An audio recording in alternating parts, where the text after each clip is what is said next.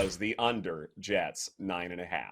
And largely the reason why I took that route, aside from, the value with the plus money, was I think Aaron Rodgers is a bigger unknown than we want to believe. I don't necessarily think that the Packers were bereft of talent or bereft of coaching and play design last season.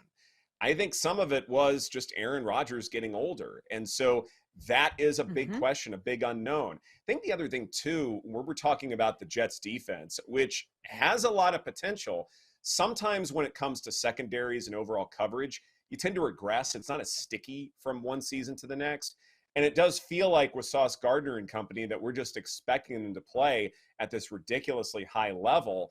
And I don't know if you can necessarily expect that, especially with, a couple of those guys having such small sample sizes. You don't know if they can string two great seasons together. So that is a bit of a question. And because of all this hype and, all the Aaron Rodgers, one last hurrah, whatever it is, we've seen veteran quarterbacks go to another situation and completely tank. Now, it didn't happen with Tom Brady, but Tom Brady's different than everyone else. He's on a tier of his own. He is the GOAT. Is Aaron Rodgers someone who we can also trust to do something similar? I don't know that. Commanders over 16.5 has a lot of money standing with us at the moment right now, more so than any other win total we have on the book, which is interesting because it's a team with a lot of question marks going into the season. A lot of moves they made. I think Vegas under 7.5 wins. That has another big number on it. A lot of people really fading the Raiders, it seems. But then, there's these trendy teams that have been getting hit pretty decently hard. You have the Detroit Lions. Whenever Michigan's a big futures town for us, or big future state for us. They always love betting the hometown team. We always have the Tigers as like the most liability for the World Series. So it's no surprise that Lions win totals over is a big one for us. The Chicago Bears over 7.5. People are starting to buy some hype around Fields and Eberflus. Broncos over 8.5. I've seen some decent action on. And the Atlanta Falcons has been another team that's been kind of trending upwards in terms of handle, over 8.5 wins for us. Hell no. I am not picking up what he's putting down. First of all, I hammered Mac Jones under, so I will be furious if this guy's good and goes over. I don't see it. Sometimes it is what it is. I just don't think he's that talented and going to take some big step forward, so it's a hell no for me. Let's go Mac Jones here. And I say this, first off, how could it get worse than last year? Yeah, I'm used to that. First off, how can it get worse? Like that's my first question. Like improvement is something where you go, okay, well, if you're going from bad to mediocre, technically that's improvement. Technically he's a way better quarterback. So I win as far as that's concerned. But also, too, I think reuniting with Bill O'Brien helps a great deal. Finally having a competent offensive coordinator in there who can actually use his skill sets. And we've seen it before. So, I mean, this I think, is a relationship that, in some ways has in ancillary ways been effective. But now you're dealing with, more of that Alabama-type offense, more RPOs, those kinds of things. And that's what he needs to play well. So I think the offensive play design will be there. He's in year 3, and that's when quarterbacks, by that point, you know what you have or what you don't have. So exactly, I think the natural positive regression, I go, you know what? I think we will see a better Mac Jones. It's that way with any market, right? Like as soon as things are posted, that's when lines are at their least efficient. So start there.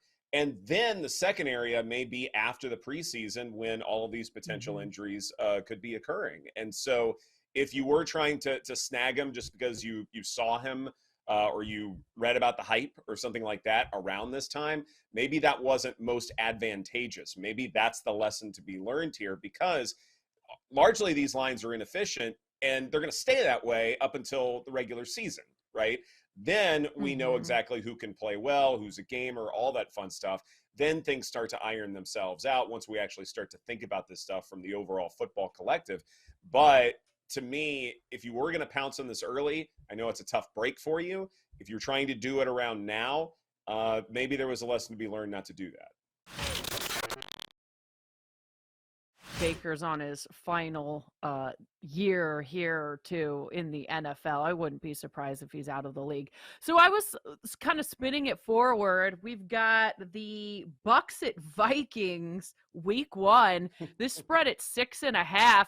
I mean, should Kirk Cousins and company, be that heavy of a favorite? But the Bucks might stink. I mean, they really have no run game. I'm not even sure about their head coach. Their secondary isn't good. And now they've got Baker as their quarterback. I might lean Vikings here. I might as well. I do know defensively there's a lot of room for optimism with Tampa Bay. They may just be playing a lot of lower scoring games. And I wonder if right away, if I'm looking at week 1, if the under makes a good bit more sense because it's a way to fade Baker Mayfield, but it's also a way. Yeah. Totals at 45.5. Well, how are the Bucks going to score? I mean, that's the concern. Unders for the Bucks is definitely a trend to keep an eye out for. Yeah, exactly. Under 45.5, where you are backing this Bucks defense to at least contain Justin Jefferson in some way. And if we also want to believe that Minnesota is going to have some regression after winning all those one possession games and point differential, all that stuff from a year ago, if we want to believe that, then 6.5 is a big number. Maybe it's appropriate, but to me, that just means they're not going to score as much. Maybe they rely on the run game a little bit more, which is largely inefficient. I look at this and say, give me a lower scoring game. I'm probably more comfortable with that avenue. So I was looking at Red Sox at Astros. You've got Sale for the Red Sox. His ERA 4.50, his expected ERA 3.63, his xFIP 3.75. So all of that in terms of his advanced metrics, better than his ERA. On the road though, 5.20 ERA. Urquidy for the Astros, 5.21 ERA, very similar to Sale's road ERA. Expected ERA 4.12, xFIP 4.75, and he's pretty good at home. His ERA at home 4.35. So I was thinking of backing the Astros here, first 5 run line. Now this number is a little bit all over the place. One book has them as +1.5 first 5. Now that is heavily juiced, -278. So I will not be doing that, but I will take -0.5 a run, +130 first 5 for the Astros today.